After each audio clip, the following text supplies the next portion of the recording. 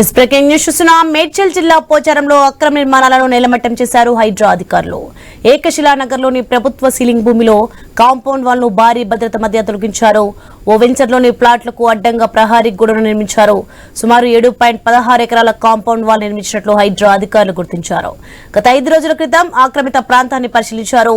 అయితే 2006లో survey number 741 part నుంచి సదరు భూమిని కొనుగోలు చేసినట్లు యజమాని ప్రసాద్ వెల్లడించారు. తనకు ఎలాంటి నోటీసులు ఇవ్వకుండా గోడను కూల్చివేశారని ఆరోపించారు.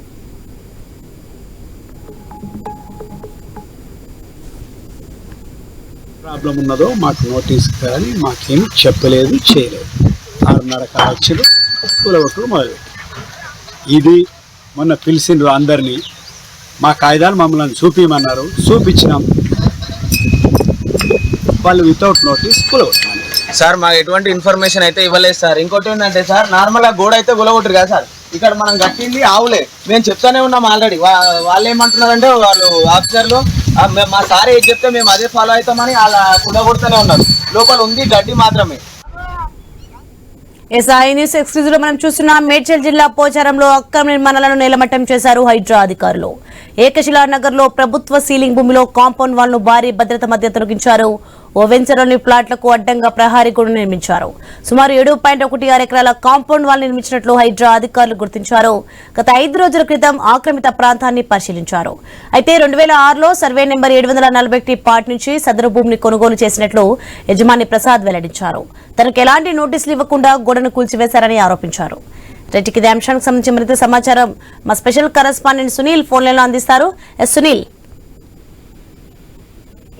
ఏకశిలానగర్ లో హైడ్రా అధికారులు గణన జరిపించారు. 7 ఎకరాల విస్తీర్ణంలో దాదాపుగా కాంపౌండ్ అయితే నిర్మించారు. ఈ కాంపౌండ్ పూర్తిగా ప్రభుత్వ భూముల్లో ఉంది అని చెప్పేసి గుర్తించినటువంటి హైడ్రా ఈ ఉదయమే అక్కడికి పెద్ద ఎత్తున చేరుకున్నారు అధికారులు. వారి యంత్రాలతో అక్కడికి చేరుకొని ఆ కాంపౌండ్ అంతా కూడా కూల్చేశారు. స్థానికులు ఈ వెంచర్ పై గతంలో చాలా సార్లు రెవెన్యూ అధికారులకు కావచ్చు, అదేవిధంగా స్థానిక మున్సిపల్ అధికారులకు ఫిర్యాదు చేశారు.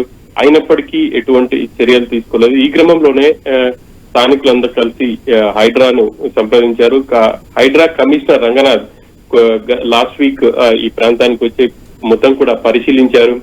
ప్రభుత్వ స్థలం అని చెప్పేసి డిసైడ్ చేసుకున్న తర్వాతే ఆ కాంపౌండ్ పూర్తి స్థాయిలో కూల్చివేశారు. ఈ రోజు ఇక ఇది అంతా కూడా సీలింగ్ ల్యాండ్ అని చెప్పేసి తెలుస్తా ఉంది. ఇక ఈ సీలింగ్ ల్యాండ్ ని కొంతమంది కొనుగోలు చేసి అక్కడ వెంచర్ వేశారు. క్రమంలో గతంలో హైకోర్టులో కూడా కొద్ది రోజులు కేసు నడిచింది. కేసు కూడా కొట్టివేశారు. ఇక ప్రస్తుతం హైడ్రా అధికారులు ఆ స్థలం చుట్టూ ఉన్నటువంటి కాంపౌండ్ అంతా కూడా కూల్చివేశారు. తాను ఈ భూమిని కొనుగోలు చేశాను అని చెప్పేసి కూడా ప్రసాద్ అనే వ్యక్తి చెప్తున్నారు. తనకు ఎటువంటి నోటీసులు ఇవ్వకుండానే హైడ్రా అధికారులు కూల్చివేశారు. ఇక ఈ భూమికి సంబంధించి తనని హైడ్రా అధికారులు పిలిచారు. వాళ్ళ దగ్గరికి వెళ్లి తన దగ్గర ఉన్నటువంటి రిజిస్ట్రేషన్ కాపీలన్నీ ఇచ్చాను. అయినప్పటికీ వాళ్ళు తనకు ఎటువంటి నోటీసులు ఇవ్వలేదు. తనకు నోటీసులు ఇవ్వకుండా కూల్చేశారు. ఇక ఈ భూముల్లో ప్రస్తుతానికి ఇక్కడ ఒక షెడ్ ఉంది. ఆ షెడ్ లో ఇటు పశువులు ఉన్నాయి. ఇక వాటికి వాళ్ళకు కూడా అక్కడ ఉన్నటువంటి వాళ్ళకి ఇబ్బంది కలిగే విధంగా హైడ్రా అధికారులు వ్యవహరించారు అని చెప్పేసి స్థలం కొనుగోలు చేసిన వ్యక్తి ప్రసాద్ చెప్తున్నారు. ఇక ఇదంతా కూడా పూర్తిగా ప్రభుత్వ స్థలమే, కాంపౌండ్ పెట్టిన ప్రాంతం అంతా కూడా ప్రభుత్వ స్థలమే అని చెప్పేసి హైడ్రా అధికారులు చెప్తున్నారు. అంతేకాకుండా ఇతర ప్రాంతాలకు వెళ్లకుండా, ఆ వెనుక భాగం వైపు వెళ్లకుండా పూర్తిగా కాంపౌండ్ వాళ్ళు కట్టేశారు.